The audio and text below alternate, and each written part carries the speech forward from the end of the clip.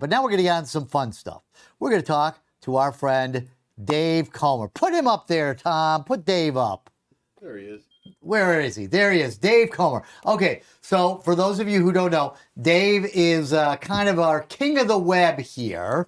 And there's Dave Kinchin sticking his head. Hey, Dave, in the picture. Dave is the king of the web. He writes a lot of our web stories. He's an ex-newspaper man, a very talented guy, and a talented writer. And Dave, you've been here for how many years?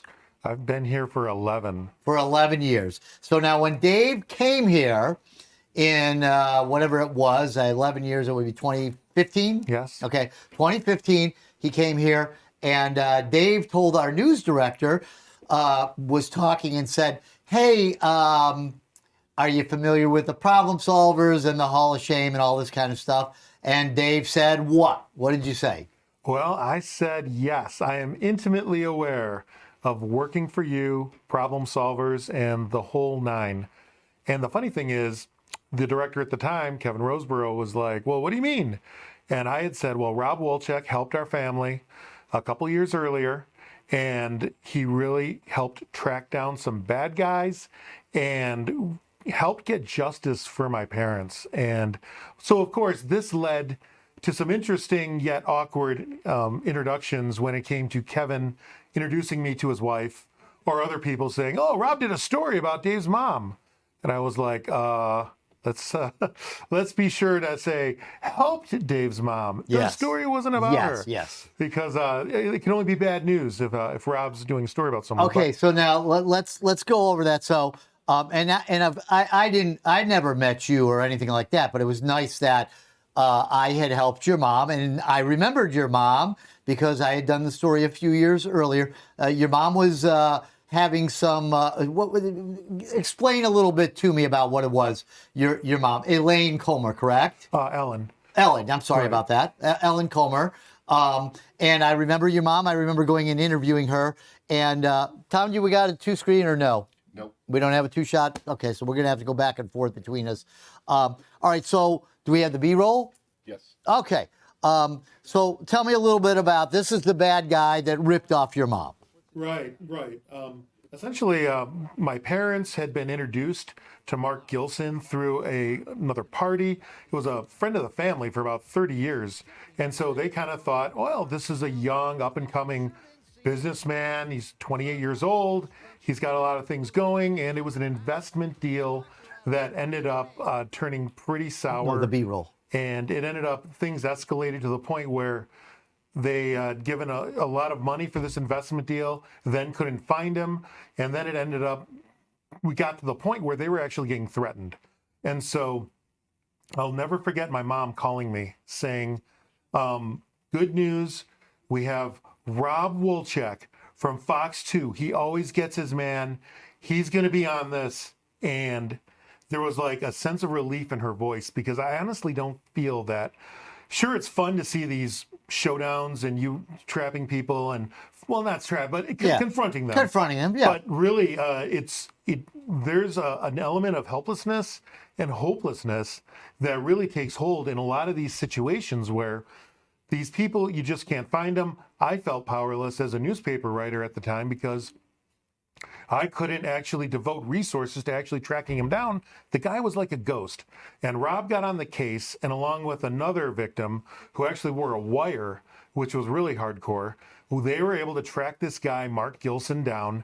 And even though like the money, no one knows where it went, et cetera, it was just finally so liberating to have a voice fighting for us. And the thing about it was with him was that he had cheated a lot of people. And this is what I tell people, and I'm sure I told this to your mother as well. I can't guarantee you I'm going to get you your money back. Chances are you're not going to get your money back. But I think there's a little bit of satisfaction in knowing, okay, you've got a professional reporter. He's going to put this guy in the spot. I'm not going to go knock on his door and say, hey, we went after the guy and he wasn't there, blah, blah, blah, blah, blah, like they do it on some of the other channels here in town. And I'm not saying that to put down the other channels, but one thing about Fox 2 is that they understand that what people like to see is they like to see me confront these guys, and the victims like to see that too, to be able to say, what happened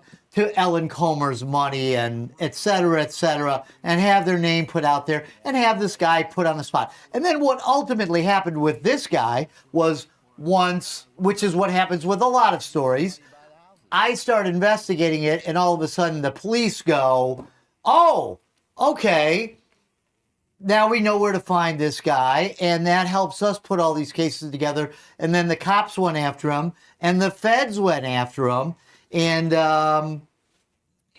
he got arrested, and he was charged.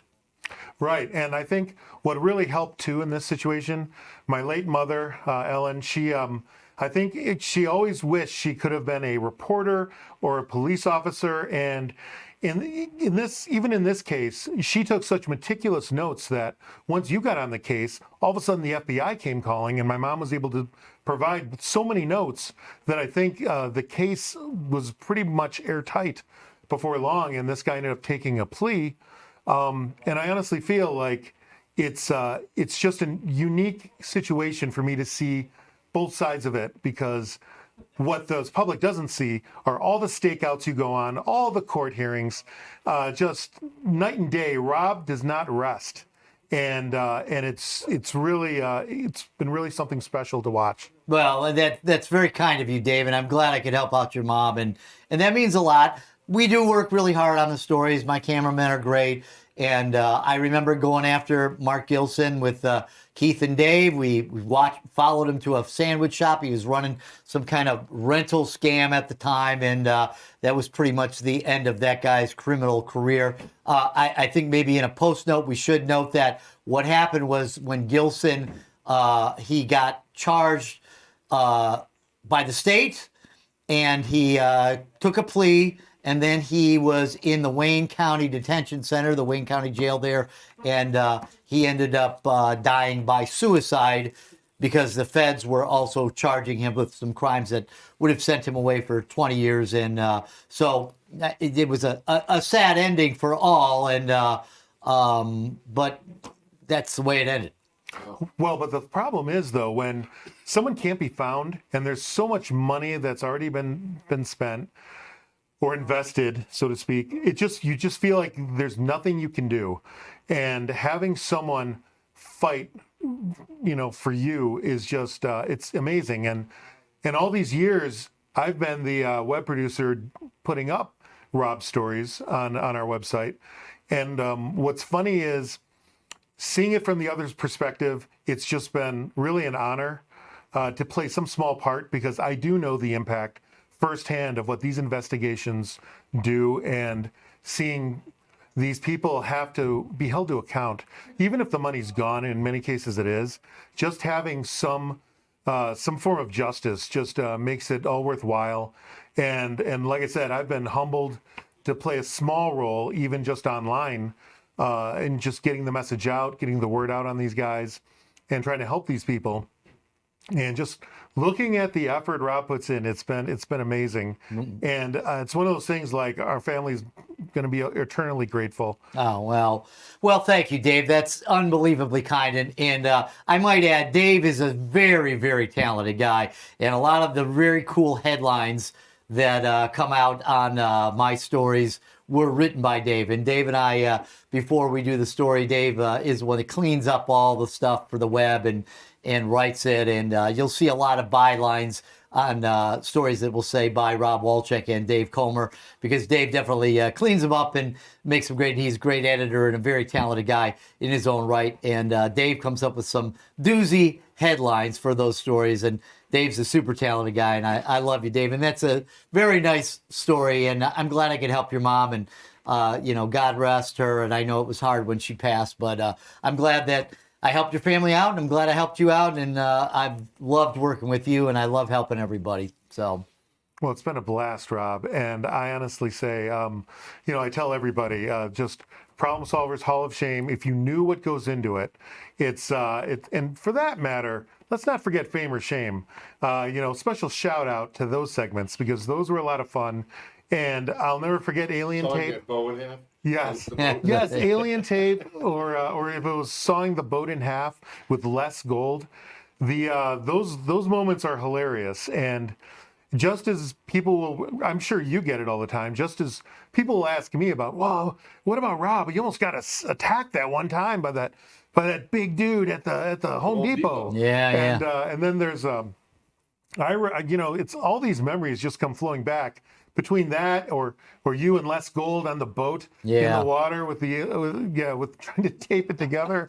That was great stuff, and I honestly feel like we're all in your debt as far as entertainment goes, Rob. Let alone your justice reporting. Well, thank you very much, Dave. I sure appreciate it. That is Dave Comr, web guy. And how much did I say I was going to pay you for that segment? We'll talk about it later. To say all those nice things. I wish you would have said that like 10 years ago. They'd have given me a big raise. My goodness, what a tribute. Now I'm walking out the door. I don't get anything for it. No, thank you, Dave. That's super kind words. And glad I got to help you. Glad I got to help your mom. And it's been a pleasure working with you. And hopefully, I'm going to be around still. And hopefully we'll remain friends for life, because I've made a lot of friends in this business. And I'm a very lucky and blessed man to have helped your family and to also have made such lifelong friends like you, and with talented people like you, because you're a super talented guy.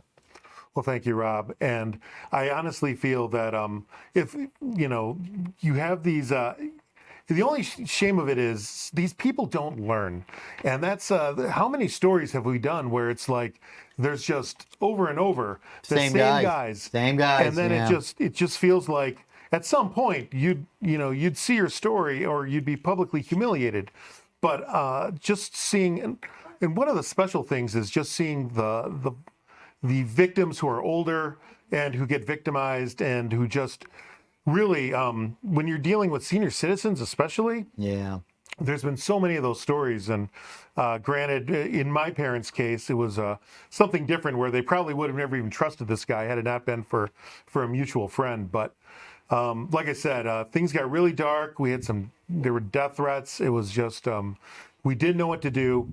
And I'll never forget, it was just a weight lifted off of all of us once the story ran, and it just finally felt like our voice was being heard, because there's only so much in these. One of the things that viewers might not realize is there's only so much, help that the police can give after a while, because there's so much legwork involved. Well, there's so many documents. Yeah, the cops aren't going to sit out in front of a house for hours and hours. And fortunately for me, Fox 2 has always given me a lot of time with all that stuff, and let my photographers get what we got. The story's done when the story's done. I've never had like you got to have the story done by this date, anything like that. All right, Dave, we got to run because we got Woody coming up. We got Stephanie coming up. And thank you very much for being on the show. And it's been a pleasure working with you. And I'll be around for a couple more weeks. So sounds good. Thank you, Rob. All right, that's Dave Comr. Thanks so much for that. Hey, we're going to take a quick break. And Woody's going to be up next.